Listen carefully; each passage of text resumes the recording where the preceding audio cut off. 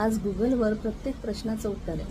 जेनझीला follow करण्यासाठी हजारो influencers आहेत किंवा स्टेटस, रील, पोस्ट, फिल्टर्स रोजच्या रोज बदलले जातात. वायफाय नसेल तर आपण अस्वस्थ होतो किंवा मोबाईल चार्ज आहे की नाही हे सगळ्यात पहिला प्रथम पाहिलं जातं. मोबाईल चार्ज करणं सोपं आहे, पण व्यक्तिमत्व घडवणं यासाठी मात्र खऱ्याच व्यक्तीची गरज लागते. आजची पिढी एआयला प्रश्न विचारते, गुगलमध्ये उत्तरं सर्च करते, यूट्यूबवरून कौशल्य शिकते आणि इन्फ्लुएन्सर्सना फॉलो करून त्यांच्याकडून जीवनाचे धडे घेते.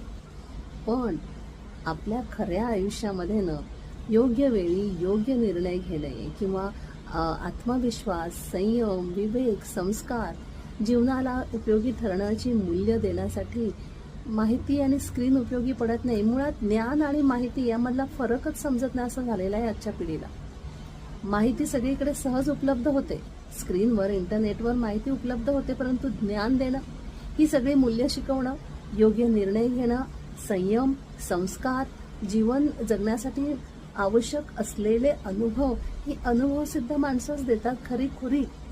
म्हणून आपल्या जीवनामध्ये आपल्या आई वडिलांनी दिलेले संस्कार, संयम किंवा आपले गुरु जे आपल्या जीवनाला एक वेगळं वळण देतात किंवा एक दिशा ठरवून देतात किंवा आपल्या आयुष्यात येणाऱ्या प्रत्येक टप्प्यावरती संकटांमधून निघण्यासाठी अनुभवसिद्ध माणसांचा लागलेला हातभार हे फार महत्त्व असतं.